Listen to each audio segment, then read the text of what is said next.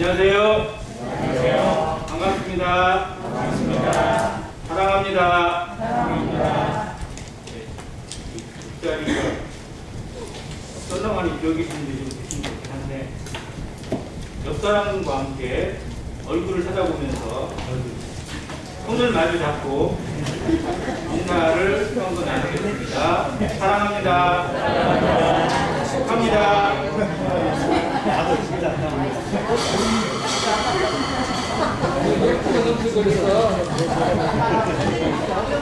집에서 자주 하시는 일이니까 할 거라고 생각이 되었습니다. 더 많이 하시길 바라고, 말씀 들어가기 전에 지난주에 했던 한번 흡수하고 가겠습니다. 지난 시간에 시작 전에 하나님 우리 몸에, 우리의 하나님의 몸에 주신 치료제, 암 치료제 말씀을 드리는 것 같은데 기억나세요? 네.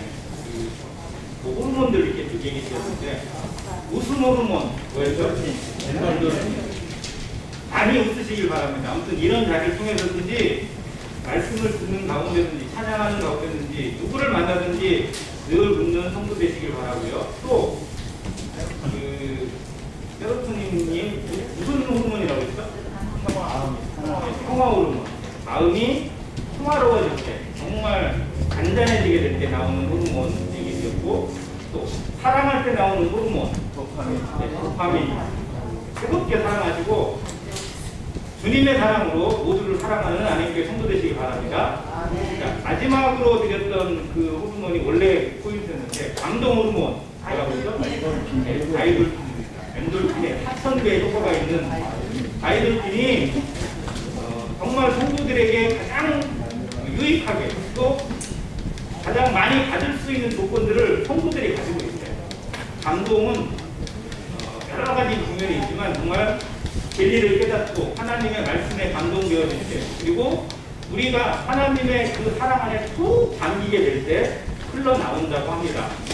이 시간이 하나님의 말씀으로 가득 차고 그 말씀으로 감동되어지는 귀한 시간 되길 바랍니다. 아멘. 자, 에베소서 말씀 잠깐 보겠습니다. 에베소서 4장.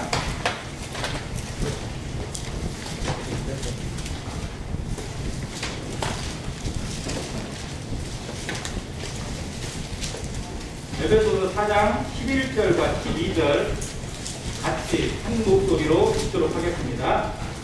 11절, 12절.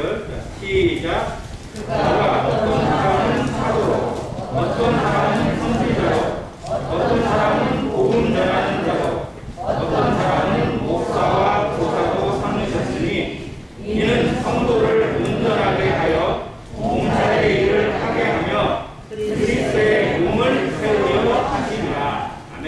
네, 감사합니다. 에베소서 4장의 이 말씀은 은사에 대한 말씀으로 모든 성도들이 분류하고 또 받고 있습니다. 은사에 대한 말씀이 신약 성경에 약 한 3군데 정도에 구분되어 나오는데, 본문 앞에 있는 고린도전서 12장에도 역시 은사에 대한 부분을 쭉 해주고 있고요. 로마서 12장에도 역시 은사에 대한 설명을 해주고 있습니다. 그 3가지가 공통적인 부분도 있고 약간의 차이도 없지 않아 있긴 있는데, 저는 그 은사에 대한 말씀을 준비하면서 가장 핵심이 이 에베소서 4장이라고 생각을 하게 되어서 이 부분의 말씀을 먼저 교제했습니다. 오늘 은사라는 부분에 대해서, 또 은사와 직분의 차이가 좀 있긴 있는데, 아무튼 성도가 구원받고 하나님 안에 어떤 삶을 살아갈 것인지, 어떻게 섬길 것인지, 무슨 일에 힘쓰면서 무엇을 위해 살아갈 것인지를 보여주는 단어가 은사에 포함되어 있습니다. 그래서 우리들의 삶에서 어떠한 은사로 섬길 것인지, 나에게는 어떤 은사를 주신 것인지, 내가 받은 은사는 어떠한 은사인지 분류하고 또 그거를 확증하는 시간이 되길 바라고, 또 그 가운데 은사로 섬긴다는 것이 무엇인지도 한번 생각해 보는 시간이길 간절히 바랍니다. 제가 청년부 교제를 할 때도, 또 학생들 교제할 때도, 또 지금은 자매 교제를 하고 있는데, 공통적으로 느낀 건 한 가지가 뭐냐면요, 당신의 은사는 무엇입니까? 라고 질문을 하면 제일 무서워요. 기뻐야 되는데 그 질문이 부담이 되는 거예요. 그냥 별로 대답을 하시는 분이 많이 없어요. 그리고 자신 있게 이야기를 못 하시는 경우가 되게 많고, 또 제가 느낄 때는 그 부분이 아닌 것 같은데, 대부분의 자매님들이 은사가 무엇입니까? 라고 하면 대부분 섬김이라고 얘기해요. 근데 다른 거라 얘기하기가 겁이 나서 섬김이라고 하시는 건지, 아니면 본인이 그렇게 정말 마음속에 그런 걸로 받으셔서 그런 것인지 싶을 때가 있거든요. 오늘 이 시간을 통해서 자매님들도 또 성도님, 성도님들도 그 생각이 깨어지기를 또 바라는 마음이 있습니다. 신약성에 아까 말씀드린 세 부분에 쭉 정리를 해보면 은사에 대해서 성경이 보여주는 것들이 한 20여 가지가 있습니다. 그래서 우리는 그거 중에 하나를 찾는 거잖아요. 그런데 다시 말씀드리면 은사를 그렇게 찾으시면 절대 찾을 수가 없습니다. 문제는 은사가 무엇인지, 왜 은사를 주신 것인지 먼저 알아야 돼요. 내 은사가 무엇인지를 찾으려면 은사는 무엇이고 왜 주셨는지 먼저 생각하는 것이 합당합니다. 그래서 오늘 이 말씀이 그런 부분에서 도움이 돼요. 자, 은사의 수요자는 누굴까요? 은사는 누가 주시는 거죠? 하나님이. 또 하나님만 주시나요? 자, 성경에는 삼위일체 하나님이 다 은사의 수요자라고 합니다.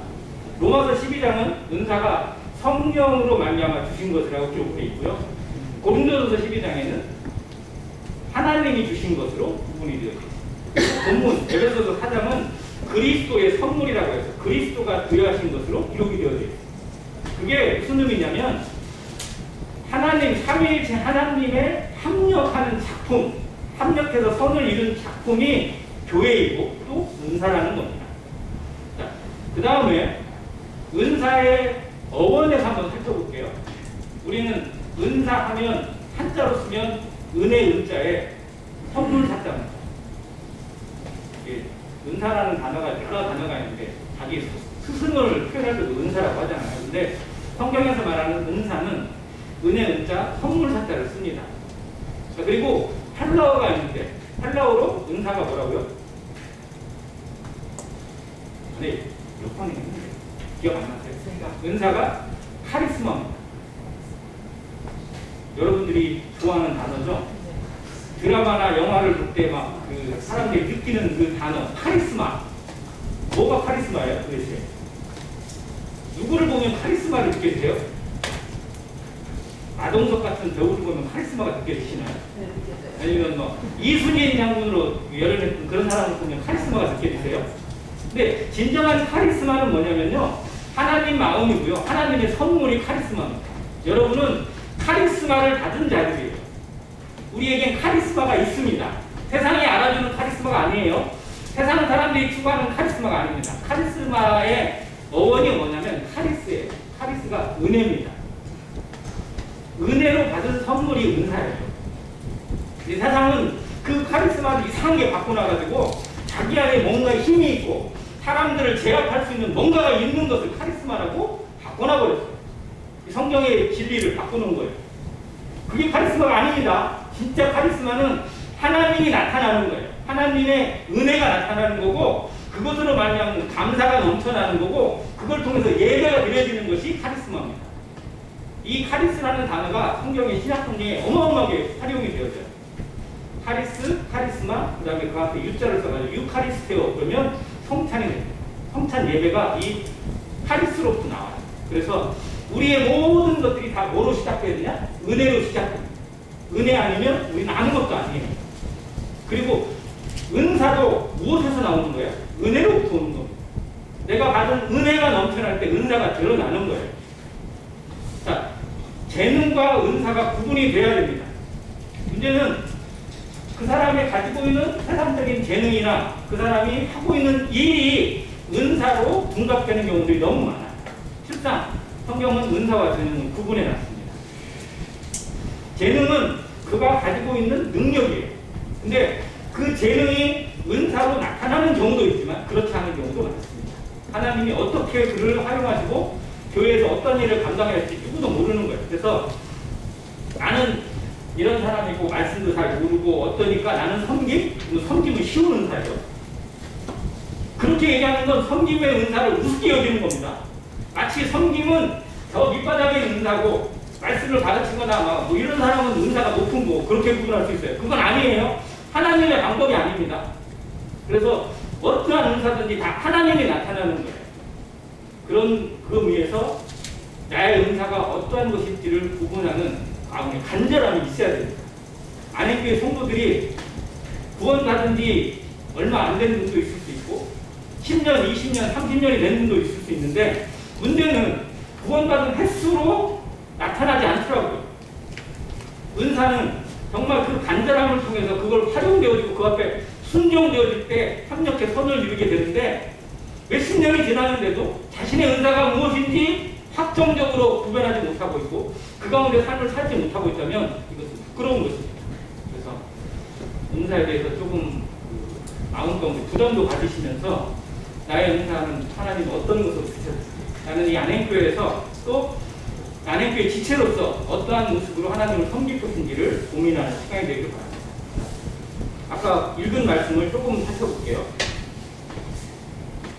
그가 어떤 사람은 사도로, 선지자로, 복음 전하는 자로, 어떤 사람은 목사와 교사로 삼으셨다고 그렇게 했습니다. 여기 말하는 그가 바로 그리스도입니다.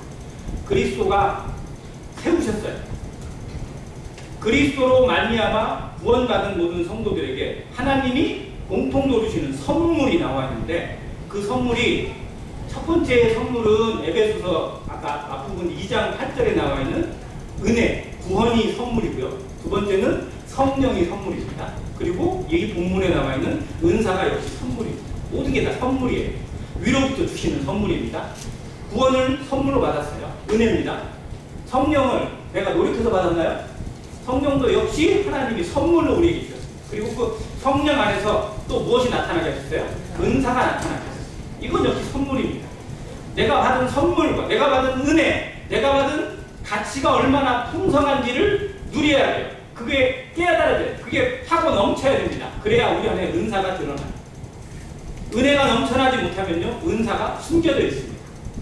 우리의 삶에 은사를 분별하지 못하고 있는 성도들의 삶은 대부분 어쩌면 은혜 가운데 충만하지 못한 삶을 반증해주는 증거일 수도 있습니다. 그런 부분에서 우리의 예배가, 우리의 감사가 차고 넘치기를 기도하시기 바랍니다. 내가 받은 것을 깊이 생각하셔야 돼요. 내가 얼마나 놀라운 사랑을 받았고 얼마나 많은 은혜를 받고 있고 얼마나 풍성한 하나님의 주인공이고 하나님의 걸작품이고 하나님 앞에 기쁨의 대상인지를 누릴 때, 그걸 생각할 때 성령께서 우리의 마음속에 우리의 역할을 보여주시고 우리에게 갈급함을 심어주시고 그 가운데 우리의 역할들을 보여주실 것입니다. 그것이 은사로 드러납니다. 여기에 나오는 5가지의 은사가 어떻게 보면 직분하고 별 차이가 없어 보여요. 그래서 에베소서 4장에 있는 이 은사를 어떻게 보면 직분적 은사라고 뭐 이렇게 막 이상한 단어로 하는데요. 여기는 분명히 은사를 얘기했습니다. 성경에서 말하는 직분은 디모데 전서 그리고 디도서에 나와 있는 것처럼 감독, 즉 장로죠. 그리고 집사. 성경이 말하는 직분은 이 2가지입니다. 교회의 직분은. 즉 나머지에 있는 부분들은 은사자예요. 자, 은사와 직분의 차이를 어떻게 보면 좀 엄밀히 구분할 필요는 없을 수 있겠지만 알아야 돼요. 나는 어떤 직분을 가지고 어떤 은사를 행하고 있는지가 우리 안에서 설명이 돼야 됩니다. 내가 교회 안에서 맡은 직분이 있다면 직분도 존재하는 거죠. 그런데 내가 그 직분으로 일하는 게 아니라 직분과 함께 은사로서 섬겨야 됩니다. 그래서 우리는 둘 다 고민을 해야 돼요. 내가 교회에서 맡은 직분은 무엇인가? 성령께서 이 교회 안에서 일하게 하시는 은사는 무엇인가? 고민하시기 바랍니다. 제가 숙제를 드리는 건 아니지만 성경이 이걸 보여주시고 성령께서 이걸 깨닫게 해주실 것입니다. 자, 사도와 선지자의 은사를 뭐라고 얘기하냐면 일시적인 은사라고 얘기합니다. 사라진 은사, 즉 폐해진 은사라고 얘기합니다. 왜냐하면 초대 교회만 초기에 교회가 세워지고 정착되어지고 확장되게 하기 위해서 허락하신 은사, 그게 사도와 선지자로 구분합니다. 그러면 뒤에 있는 3가지 은사는 뭐예요? 이건 계속 교회의 어떤 것을 위해서 필요한 은사로 구분합니다. 그 3가지가 뭘까요? 첫 번째, 복음 전도자. 복음 전도자는 은사입니다. 그리고 두 번째 뭐예요? 목사가 있어요. 자, 근데 목사 하니까 좀 부담되죠? 목사가 은사야. 자, 목사는 은사예요, 직분이에요? 직분이에요. 여기가 아까 그랬잖아요. 여기는 분명히 은사라고. 은사예요. 근데 목사를 직분으로 바꿔놓고 교회에서 제일 높은 사람으로 바꿔놔버린 게 기성교회예요. 이 기성교회가 이걸 바꾸기 위해서 행한 사기가 있어요. 사기. 이게 뭐냐면 성경 번역입니다. 여기에 신약 성경에 아니 모든 성경을 통틀어서 목사라는 단어가 여기 한 번 나와요. 그러면 이 단어의 원어원이 뭐냐? 포이맨입니다. 포이맨이라는 단어는 다른 성경, 신약 성경에 18번이 기록되어 있어요. 헬라어로. 근데 다른 곳에 17번은 전부 다 뭘로 번역했냐? 목자로 번역했어요. 예를 들면 주님께서 자기를 표현하실 때 나는 무슨 목자라? 나는 선한 목자. 선한 목자는 양들을 위하여 목숨을 버린다고 하는 그 목자가 포이맨입니다. 같은 단어예요. 그런데 다른 데는 다 목자로 번역을 해놓고 여기만 뭐라고 번역을 했어요? 목차로 바꿔놨어요. 사기입니다 이거. 단순히 오기가 아니에요. 일부러 그렇게 바꿔놨어요. 왜요? 이 성경의 기록의 자기들이 이미 목사라는 직책을 만들어 놓고 직분이 교회를 관리 감독하는 최고의 위치 가운데 만들어 놓은 성직자 계급을 만들어 놓고 성경 번역을 하는데 이걸 목자로 번역을 해버리면 목사가 사라져요. 성경에 목사라는 단어가 없어져요. 자기들의 권위가. 그리고 목사로 생각하고 있는 이 단어가 직분이 아니라 은사로 구분이 되어지면 자기들의 권위가 사라진다고 느끼는 거예요. 그래서 이걸 목사로 번역을 해놨어요. 개역 성경이나 개역 개정이나 똑같습니다. 근데 헬라어 성경을 찾아보고 또 양심적으로 번역한 것에는 여기를 목자로 번역을 해놨더라고요. 이게 목자로 번역이 되어지면 은사예요. 분명한 은사. 목자가 직분은 아니잖아요. 은사예요. 목양이라고도 하긴 합니다. 자, 다음 교사가 있어요. 교사도 역시 은사입니다. 자, 그러면 복음 전도자, 목자로 할게요. 목자, 교사 이 세 가지가 뭐냐? 교회를 운영하고 확장시키고 성도들을 양육하고 키워가는 데 있어서 핵심이고 가장 기본이고 가장 중요한 것입니다. 저는 여기서 결론적으로 말씀드릴게요. 모든 성도들이 이 세 개의 은사를 사모하시길 바랍니다. 그리고 여러분들이 성령으로부터 하나님으로부터 그리스도로부터 받은 은사는 이 세 가지 중에 하나라고 하시면 됩니다. 다시 말씀드릴게요. 다른 모든 은사들 고린도전서 12장이나 로마서 12장에 들어있는 은사들을 자세히 읽어보면 자세히 구분해보면 이 세 가지 은사에 다 포함이 되어 있어요. 가끔 자매들이 제일 많이 얘기하는 은사가 뭐라고요? 섬김, 또 조금 더 얘기하면 구제 뭐 이런 것도 해요. 그럼 섬김이나 구제는 이 세 가지 중에 어디에 들어갈까요? 세 가지 중에 어디에 들어갈 것 같아요? 목자입니다. 그래서 저는 오늘 이 시간에 목자의 은사에 대해서 정말로 좀 강조를 하고 싶고 말씀을 드리고 싶습니다. 목자라는 단어가 포이맨이에요. 포이맨의 단어가 신약 성경에 누구에게 제일 많이 기록되어졌느냐? 예수 그리스도를 향해서 포이맨이 제일 많이 기록되어 있습니다. 그리고 뒤에 다른 사도들도 자기를 목자장이라는 표현도 나오긴 하는데요. 아무튼 목자의 의미를 생각해 보면 목자는 무엇을 기르는 존재죠? 누구를 양육하는? 양을. 자, 양을 양육하고 기르고 먹이고 돌보는 존재입니다. 자, 성도는 누군가의 돌봄을 받기도 하지만 필연적으로 누군가를 돌봐야 합니다. 맞습니까? 우리는 당연히 돌봄을 받아야 돼요. 어린아이 때는. 그러나 장성한 자가 되면 그게 뭐예요? 누군가의 부모가 되고 누군가의 양육자가 되고 누군가의 인도자가 되어지고 누군가를 섬기면 섬김자가 되어야 됩니다. 그것이 교회의 생명입니다. 그렇게 교회를 운영하게 하셨어요. 그래서 모든 성도들은요, 복음의 은사가 있고 교사의 은사가 있고를 떠나서 다 목자의 은사를 받았다고 저는 감히 말씀드리고 싶습니다. 목자의 은사를 사모하시길 바랍니다. 내가 누군가에게 보호를 받아왔어요. 지금까지 자라는 동안에 내게 얼마나 많은 사람들이 나를 보호해주고 나를 도와주고 나를 섬겨주고 나를 먹여주고 나를 이끌어 주었는지 알 수 없습니다. 받은 은혜가 있어요. 주님으로부터 받은 은혜뿐만 아니라 수많은 성도들로부터 그리고 보이지 않는 손길로부터 우리가 은혜를 받고 있기 때문에 지금 존재합니다. 마찬가지로 나도 누군가에게 목자가 되어야 된다. 나는 누구의 목자가 되고 있는지를, 누구의 목자가 되기 위해서 준비하고 있는지, 누군가를 위해 기도하고 있고 누군가의 필요를 돕고 있고 그 사람의 필요에 같이 눈물 흘리고 있다면 나는 목자의 은사를 활용하고 있는 것입니다. 이 부분이 안에 있는 모든 성도들에게 도전이 되어지기 바랍니다. 그 안에서 섬김, 구제, 돌봄, 무슨 다스림 이런 것들이 같이 나와요. 그래서 목자의 은사가 저는 풍성한 교회가 진짜 한 몸을 이어가는 교회, 그리고 서로 돌아보아 사랑과 선행을 격려하는 교회라고 정의를 내립니다. 안행교회 모든 성도들이 목자의 은사로, 포이맨의 은사로 가득 무장되어지고 채워져서 더 이상 막 차고 넘쳐서 넘칠 것이 더 없을 만큼 차고 넘치는 사랑으로, 애정으로, 돌봄으로, 섬김으로, 그리고 긍휼로 차고 넘치는 안행교회 되시기를 간절히 바랍니다. 우리 안에 이게 가득해야 돼요. 그 마음, 즉 이게 주님의 마음, 주님의 사랑을 받아서 그리스도를 닮은 자가 되었다는 것. 그리스도를 닮는다는 게 도대체 뭘까요? 그렇잖아요. 그리스도의 형상을 닮아가고 그리스도의 마음을 닮아가게 하시기 위해서 우리에게 계속해서 말씀을 주시고 양육하시거든요. 그러면 그리스도를 닮아간다는 게 뭐가 닮는 거예요?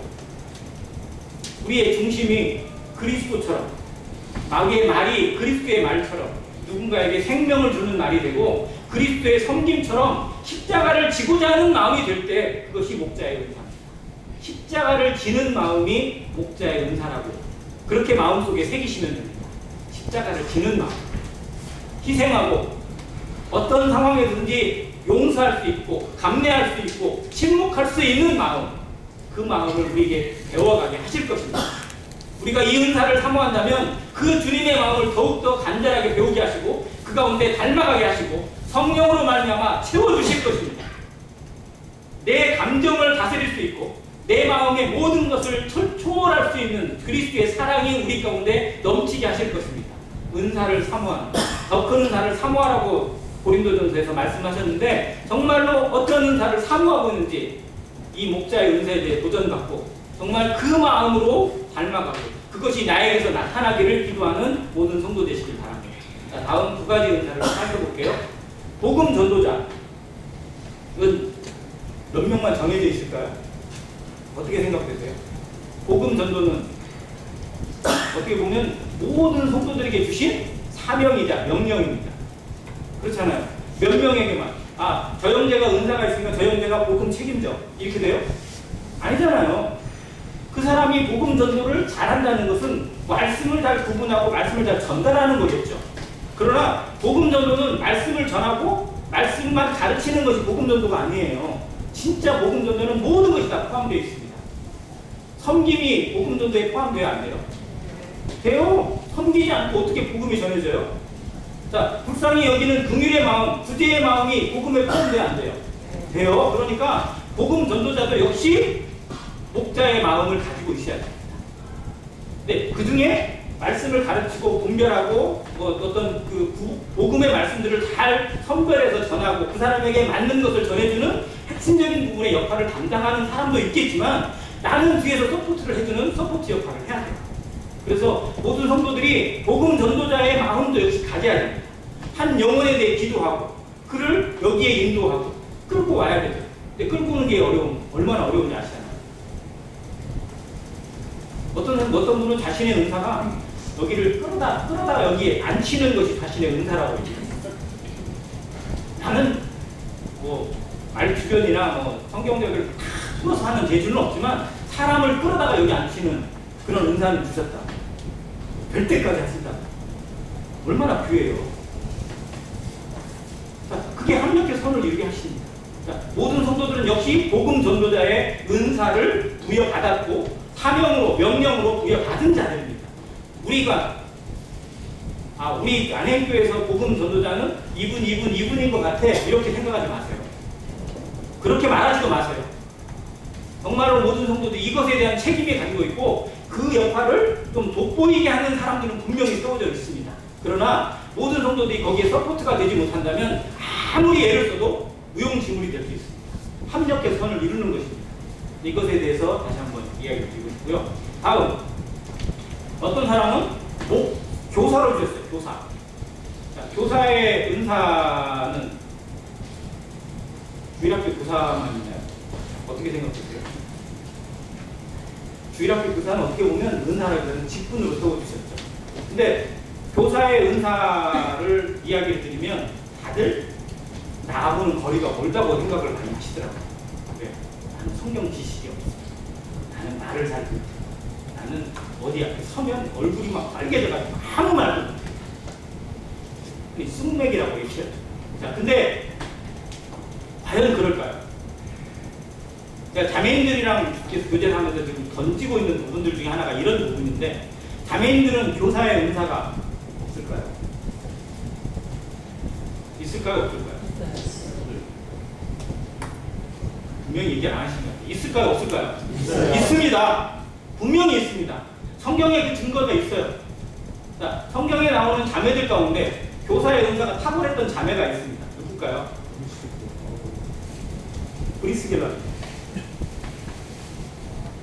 브리스길라는요, 교회의 기둥 같은 사람, 아볼로를 데려다 가르친 사람이에요. 자매가. 자, 그는 앞에 나가서 설교했어요? 막 자기 주장으로 막 누구를 주제하고 이런 게 아니잖아요. 그런데 그 자매의 역할 가운데 가장 아름다운 모습으로 교사의 은사를 활용해서 빛이 나게 한 자매가 브리스길라입니다. 자매님들이, 자매는 앞에 나가서 가르칠 수도 없고 너무 쓰고 예배 시간에 침묵해야 되고 하니까 그냥 우리는 섬김이 제일 좋아, 이렇게 말하지 마세요. 정말 교사의 은사를 사모하시길 바랍니다. 어떻게 도울지, 어떠한 방법으로 도울지 우리가 고민하면 성령께서 지혜를 보여주시고 방법을 보여주십니다. 중요한 건 하나님이 주셨는데도 내가 스스로 차단하고 있는 게으름이 문제인 거예요. 왜 교사의 은사를 형제들에게만 줘요? 하나님께서.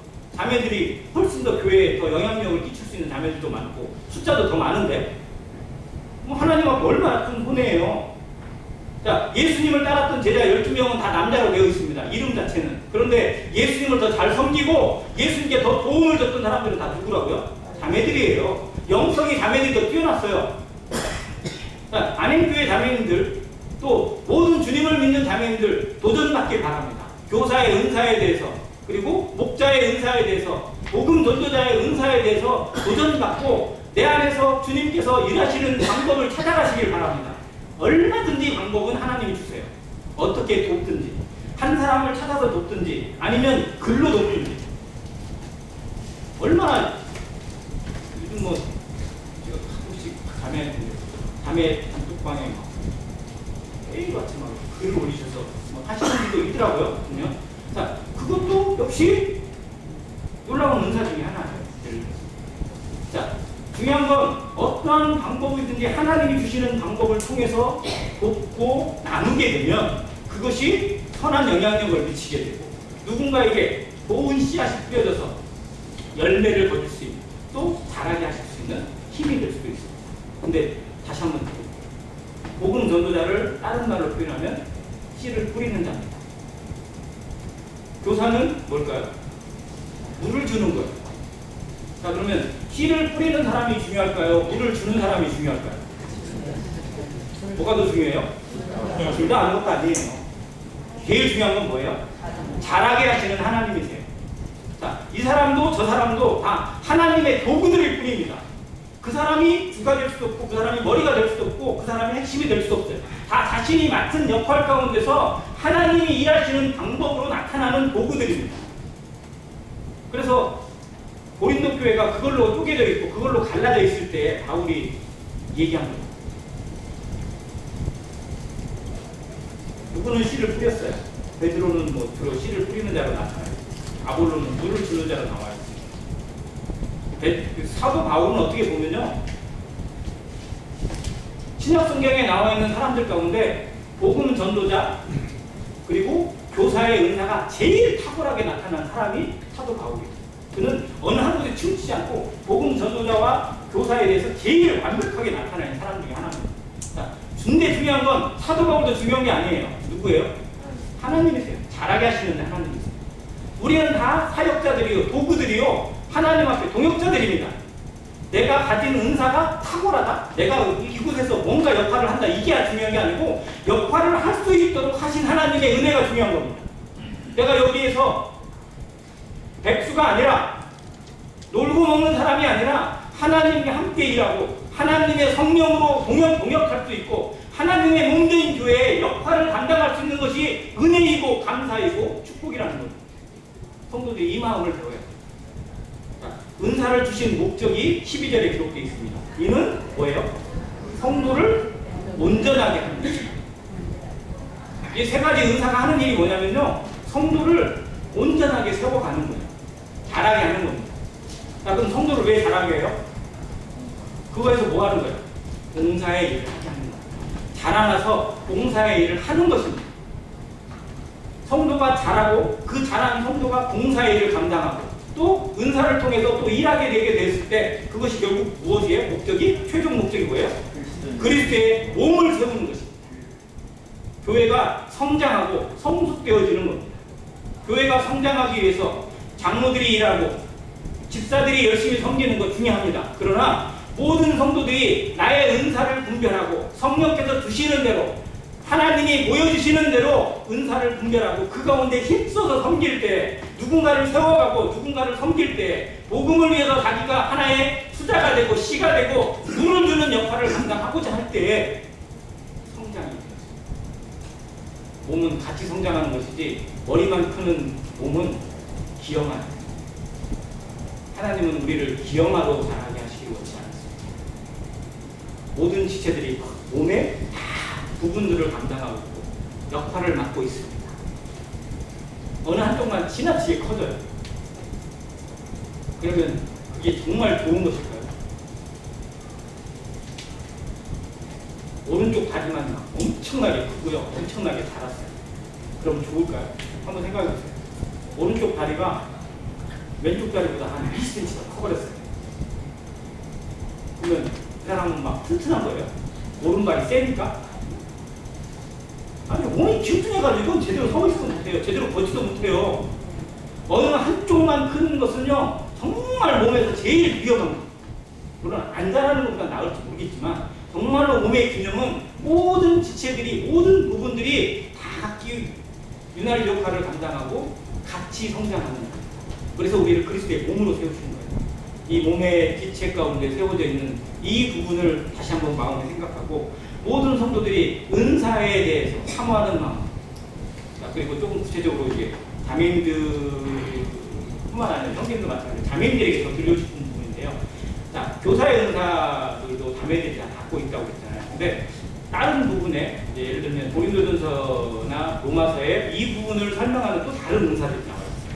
예를 들어서 교사라고는 안 나와 있는데 거기에 보면 뭐라고 나냐면 어떤 이에게는 성령으로 말미암아 지혜의 말씀, 어떤 얘기는 또 지식의 말씀. 이 두 가지가 대표적으로 교사의 은사에 대해서 탁월하게 나타나는 두 가지입니다. 지식의 말씀, 지혜의 말씀. 그러면 지혜의 말씀과 지식의 말씀이 좀 구분되세요?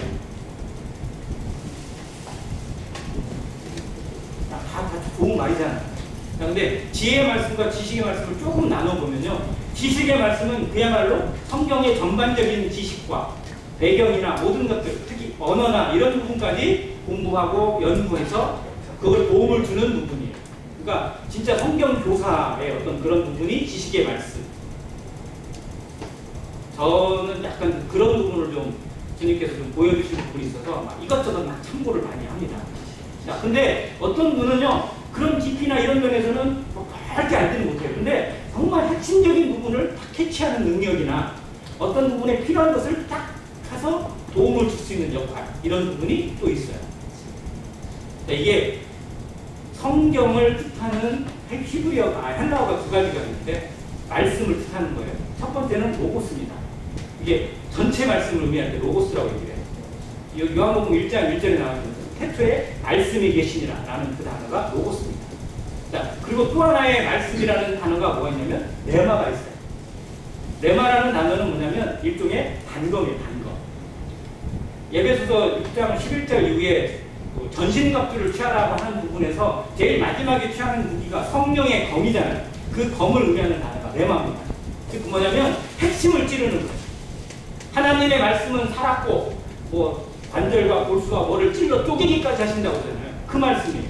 즉 가장 필요할 때 적절한 말씀을 깨닫게 하시고 그것으로 도움을 주는 것. 이것이 지혜의 은사입니다.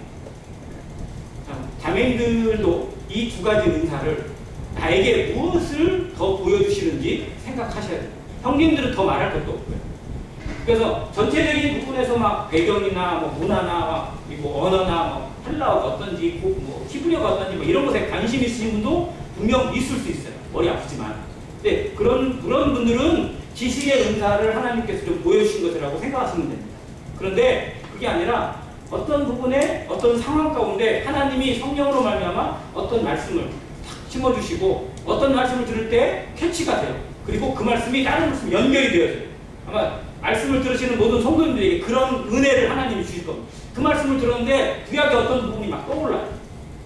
이건 지혜의 말씀으로 우리를 채워주시는 겁니다. 모든 성도들은 다 이 지식의 말씀이나 지혜의 말씀에 대한 도전이 있어야 돼요. 그 중에서도 우리가 지식의 깊은 부분을 파고 들어갈 수는 없잖아요. 그래서 지혜의 말씀을 많이들 사모하십니다. 자매님들 특히 지혜의 말씀으로 형제를 돕고 남편을 섬기고 교회에 필요한 역할, 다른 말로 잡다한 말로 사람을 피곤하게 하고 귀찮게 하는 것이 아니라 정말 경우에 합당한 말로 위로해주고 돕는 역할, 이것이 자매님들에게 중요한 핵심 역할입니다. 지혜의 은사입니다. 이것이. 자, 그 은사를 사모하시기를 권면을 드립니다. 자, 그런데 지혜의 은사가 확장되어지고 그것으로 활용되기 위해서 제일 중요한 게 뭐냐면요. 땅을 타요. 땅을 타는데 1m, 좌우 1m, 그리고 가로 세로 1m로 해가지고 깊이 100m를 타야 돼요. 탈 수 있어요? 못타요? 100m를 타 들어가야 되는데 가로 세로 1m로 파고 들어가요. 그럼 탈 수 있어요? 없어요? 1m로 파면요, 1m 파고 나면 거의 끝이에요. 즉 깊이 파려면 중요한 게 뭐예요? 넓이가 있어요. 즉 성경에 깊이가 더해지기 위해서 많이 알아야 돼요. 성경은 정독도 중요하지만 다독도 중요합니다. 성경을 그냥 읽는 게 아니에요. 우리가 성경을 여러 번 읽고 다양하게 읽고 또 이것저것 접해보면서 읽는 것이 쓸모없는 게 아닙니다. 그때는 별로 의미가 없는 것 같은데요. 어느 순간에 정말 놀라운 도움을 주는 걸 경험해야 돼요. 그래서 성경을 매일 성경처럼 쭉 꾸준히 읽으세요. 내가 정말 지혜의 은사로 누군가를 돕고 그 말씀의 깊이로 누군가에게 위로를 주고 격려해 줄 수 있는 사람이 되기를 희망한다면 성경을 더욱 넓게 알고 해야 됩니다. 깊게 파고자 한다면 넓게 파는 것도 대단히 중요합니다. 성도들이 나는 어떤 곳에 적절하게 도와주고 싶어요. 근데 내가 뭔가 바탕이 있어야 도와주죠. 그것도 내가 채워지지 않는데 어떻게 도와줄 수 있겠어요. 그래서 정말로 우리가 나를 준비시키는 연습이 필요합니다. 말씀의 은사, 교사의 은사는요, 그냥 연습되지 않습니다. 그냥 주어지지 않습니다. 그걸 사모하는 마음이 있다면 무엇보다도 성경을 보고 듣고 연구하고 묵상하는데 힘을 기울이시기 바랍니다. 성경을 공부하는 방법 5가지가 있어요.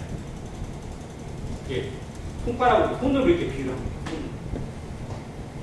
5가지. 그래서요, 이 네 손가락이 있고 엄지손이 있어요. 뭐가 더 중요할까요? 엄지가 중요해요. 왜냐하면 엄지만 있으면요, 다른 거 하나만 있어도 얼마든지 잡을 수 있어요. 근데 엄지 빼고 엄지 없이 얘를 잡으려면 진짜 힘들어요. 힘도 없고. 그래서 이 5가지를 뭐라고 하냐면요, 첫 번째 성경 읽기입니다. 다독이에요. 그리고 듣는 거. 설교를 듣든지 동영상으로 뭐 듣든지 뭐 어디를 듣든지. 다음에 공부하고, 또 연구하기. 자료를 찾아보면서 연구하는 거. 성경을 읽다 보면 우리 성경이 다 잘 되어 있는 게 뭐냐면요, 지금 관주 혹시 다 들어있나요? 연결되어 있는 어디 연결되어 있는 이런 거 옛날 성경에 그 관주가 되게 많았거든요. 지금은 많이 줄였더라고요. 귀찮아서 그랬는지 모르겠는데 좀 할 수 있으면 성경 공부를 할 때는 옛날 성경으로 공부를 하세요. 제가 쭉 보니까요, 진짜 관주나 참고하기에 제일 좋은 성경이 통순 성경이더라고요. 얘는요, 성경 말씀보다 설명이나 이런 것들이 배가 더 많아요. 막 참고하거나 이런 것 정말 하실 수 있어요. 같이 공부하세요. 그리고 또 한 가지 방법은 암송입니다. 암송. 왜? 내가 지지적절하게 써먹어야 되는데, 활용을 해야 되는데, 아, 이게 외우자야 뭘 써먹죠. 구도자를 만나서 이야기를 하는데 거기서 막 성경 치고 있겠어요? 안 되잖아요. 적어도 몇 가지 정도는 외워지는 게 있어야 거기서 설명하잖아요. 그래서 암송도 중요해요. 이게 네 가지예요. 읽고, 듣고, 공부하고, 암송하고. 또 한 가지가 뭘까요, 그러면? 엄지는? 엄지. 제일 중요한 엄지는 뭐예요? 묵상. 조용한 시간을 통해서 단 한 구절의 말씀이라도, 단 한 절의 말씀이라도 하나님이 나에게 주시는 말씀으로 받고 그 말씀에 깊이 푹 젖어듭니다. 감동이 거기에서, 하나님의 뜻을 분별하기 위해서, 기도의 제목이 거기에서 옵니다. 성도들이 이 시간이 빠지게 되면요, 말씀이 그냥 겉핥기가 되기가 쉬워져요.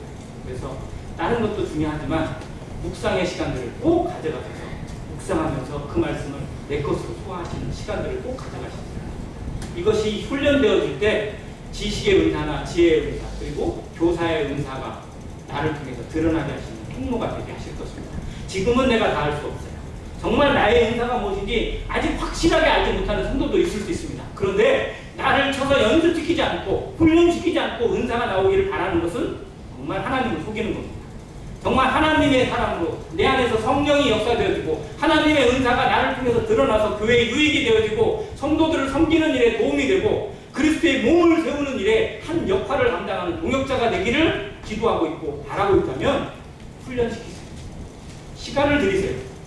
말씀을 읽는 것, 그리고 기도하는 일에, 그리고 성령의 뜻을 묵상하고 분별하는 일에 내 자신을 들이지 않고 은사가 드러나길 바라는 건 정말 그건 만홀한 하나님을 우습게 여깁니다. 하나님은 그런 사람에게 역사하지 않습니다. 하나님은 조용히 자신을 쳐서 복종시키는 사람. 예수 그리스도의 사람들은 그 정과 욕심을 십자가에 못 박은 자들이라고 사도 바울이 얘기했습니다.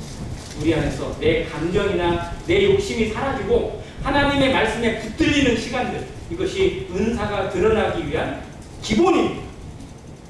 내게 어떤 은사로 하나님이 역사하실지, 정말 주님께서 교회를 위해 세우신 이 기둥 같은 역할, 복음 전도자, 목자, 교사, 이 세 가지의 은사를 정말 열심히 묵상하시고 분별하시고 마음 가운데 채우셔서 내가 어떠한 걸로 돕고 어떠한 걸로 역할을 하게 되실지. 내가 맡은 직분은 하나밖에 없을 수 있습니다. 그러나 내가 맡은 은사, 나에게 주신 은사는 몇 가지든 나올 수 있어요. 왜? 복음 전도자의 동역이 되어지는 복음 전도자의 역할, 은사를 감당하는 거고요. 교사의 은사를 주셔서 그걸로 누군가를 세워주고 누군가를 지도하고 있다면 교사의 은사가 나타나는 겁니다. 또한 목자의 은사를 주셔서 누군가에게 도움이 되고 위로하고 섬기고 구제하고 긍휼을 베풀고 있다면 그건 역시 목자의 은사가 나타나게 하시는 겁니다. 이 세 가지의 은사가 안행교회 성도들의 삶에 충분하게 채워지고 나타나서 성령으로 가득 채워지고 은혜로 가득 채워지고 감사로 넘치는 모든 삶이 되시기를 간절히 바랍니다. 이상입니다.